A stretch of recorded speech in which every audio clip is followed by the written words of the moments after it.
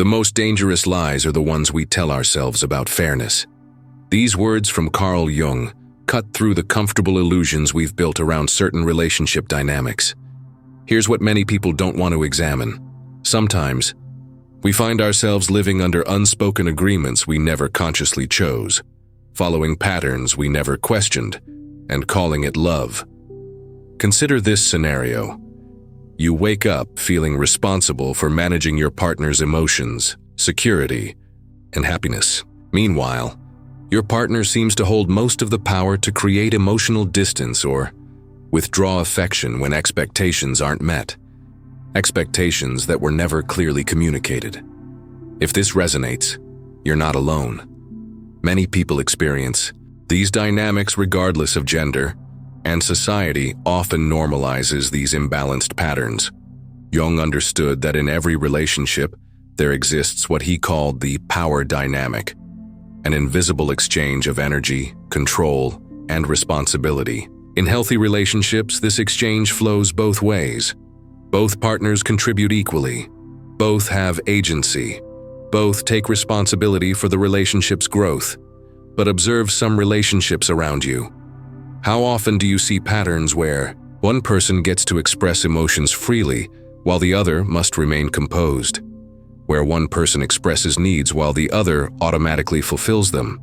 Where one person can withdraw during conflict while the other chases, fixes, and restores harmony? These aren't necessarily gender-specific patterns. They can appear in any relationship dynamic. What matters is recognizing when the exchange becomes chronically one-sided. This isn't authentic love. This is a power imbalance that masquerades as devotion. The tragic part? Many of us have been conditioned to believe that accepting chronic imbalance makes us good partners, that carrying someone else's emotional world while neglecting our own needs is noble. That being the perpetual giver while our partner remains primarily a receiver is what love requires. Jung called this psychological infection, unconsciously absorbing dysfunctional patterns and mistaking them for normal relationship behavior. When we accept responsibility for our partner's emotional state while surrendering our own agency in the relationship, we're not being loving. We're participating in a dynamic that ultimately serves no one's highest good. The question isn't whether imbalanced patterns exist. Honest self-reflection usually reveals the answer. The question is, what are you going to do with this awareness? Chapter 2. The Architecture of Imbalance, 439. Carl Jung spent decades studying what he called the anima and animus, the feminine and masculine energies that exist within every person and every relationship. He discovered something that many relationship approaches overlook. When these energies become severely imbalanced, the relationship transforms into a dynamic where one person holds disproportionate influence while the other carries disproportionate responsibility. Here's how this architecture typically manifests. One partner expresses a need, stress about work, feeling disconnected, or having a difficult day. The other partner immediately responds by taking action, listening, comforting, problem-solving, reassuring. They assume responsibility for managing their partner's emotional state. This appears caring and supportive, but notice what often happens. Next, when the giving partner expresses their own needs, feeling unappreciated, craving connection, or needing space to recharge, the response is frequently different. Resistance, defensiveness, or dismissal.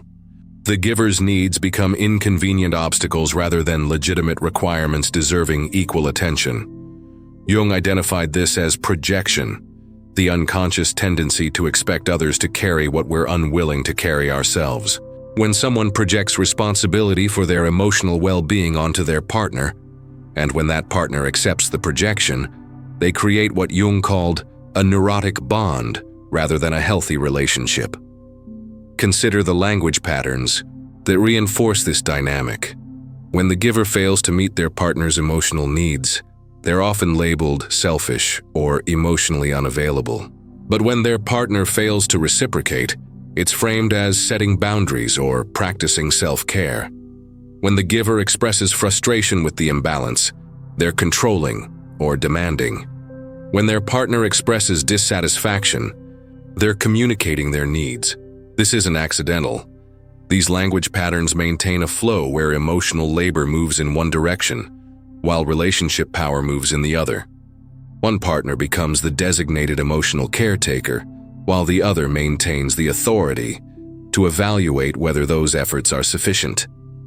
The most concerning aspect of this architecture is how it makes the giver complicit in their own diminishment. Every time they chase when their partner withdraws, they reinforce their partner's power to control the relationship through emotional distance. Every time they apologize for not intuitively knowing unexpressed needs, they accept responsibility for something that was never theirs to carry. Every time they suppress their own needs to focus on their partner's comfort, they communicate that their inner world matters less. Jung warned that this psychological arrangement creates what he called the wounded healer, someone who becomes so focused on others' emotional needs that they lose touch with their own authentic desires.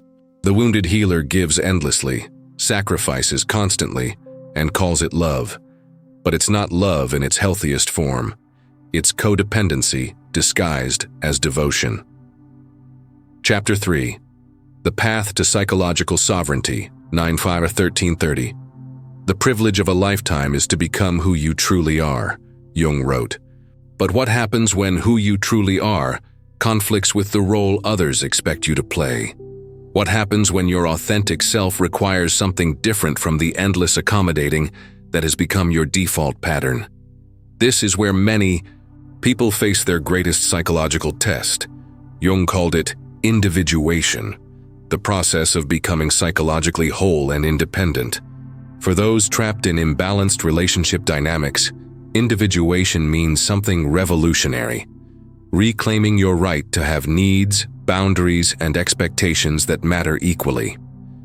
Here's what few people tell you about this process. It will initially create discomfort in your relationships. The moment you stop being the automatic giver, the moment you start requiring genuine reciprocity, the moment you refuse to take responsibility for emotions that belong to others, the dynamic shifts, and not everyone will appreciate that shift. Your partner may interpret your growth as selfishness. They might say you've changed, that you're not the person they fell in love with. They may frame your developing boundaries as a loss to them, rather than celebrating your psychological development. Jung understood this reaction intimately. He wrote about how people resist others' individuation because it threatens the comfortable dynamics they've grown accustomed to. When you were the perpetual giver, your partner knew exactly what to expect. Your responses were predictable because they were always focused on their comfort. Your behavior was manageable because it was always reactive to their moods and needs. Psychological sovereignty operates differently. It's centered rather than reactive. It gives from choice rather than compulsion. It loves from strength rather than neediness. Most importantly, it refuses to carry what belongs to others while maintaining clear ownership of what belongs to you. This doesn't mean becoming cold or withholding love. It means becoming whole. A psychologically sovereign person loves deeply, but doesn't lose themselves in that love. They support their partner but don't become responsible for their partner's emotional state. They commit fully, but maintain their individual identity and needs within that commitment. Observe what happens when you embody this energy. When your partner is struggling and you offer support without taking responsibility for fixing their feelings. When they create emotional distance and you maintain your own stability instead of desperately pursuing their approval. When they test your boundaries and you hold them kindly but firmly, without negotiation or apology. Initially, your partner will likely intensify their attempts to return you to the familiar dynamic. Jung called this the resistance phase, the period when someone pushes back hardest against positive change because change feels threatening to their sense of security.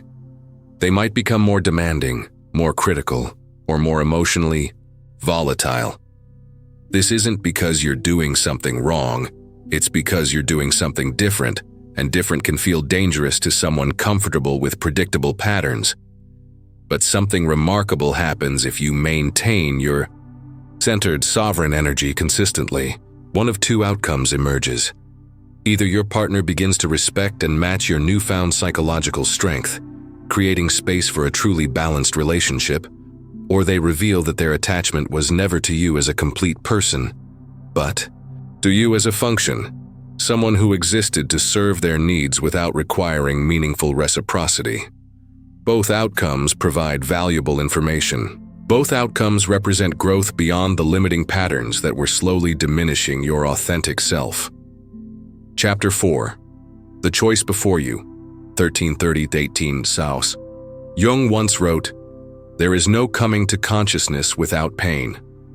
He was speaking about the cost of awakening to psychological truth, and nowhere is this more evident than in the moment we realize we've been giving our power away in relationships while calling it love. The truth, while difficult, is clarifying. Many relationships that appear to be built on love are actually elaborate systems of emotional dependency and imbalanced exchange. One person learns to give endlessly, while the other learns to receive without equal reciprocation. One person becomes responsible for the relationship's emotional climate, while the other holds the power to change that climate at will. One person sacrifices their authentic needs to maintain harmony, while the other remains comfortably self-focused under the guise of being authentic. But here's what challenges everything we've been taught about love. Refusing to participate in chronically imbalanced dynamics doesn't make you selfish. Setting boundaries around your emotional energy doesn't make you unloving. Expecting reciprocity doesn't make you demanding. Requiring that your partner take equal responsibility for the relationship's health doesn't make you controlling. What it makes you is psychologically awake. Jung believed that the ultimate goal of human development was what he called psychological maturity. The ability to love others without losing yourself, to give without becoming depleted, to commit without becoming enslaved. This kind of maturity is impossible in relationships built on chronic imbalance and emotional dependency. The psychologically mature person Jung envisioned doesn't seek to dominate or control their partner. They seek to love from a place of wholeness, rather than neediness, strength rather than desperation, choice rather than compulsion. They offer their authentic self to their partner and invite their partner's authentic self in return, not a performance that requires constant validation and emotional labor. This path requires courage because it's not universally supported. Many people prefer the familiar discomfort of imbalanced relationships to the unknown territory of genuine equality and mutual responsibility. Most people find it easier to complain about their relationship problems than to change the patterns that create them. Most people choose the predictable pain they know over the uncertain growth they don't. But if you're reading this, you're likely someone different. Someone willing to ask difficult questions about fairness, authenticity, and love. Someone ready to stop confusing endless giving with genuine caring. Someone prepared to risk temporary discomfort for lasting psychological health. The choice before you is both simple and challenging.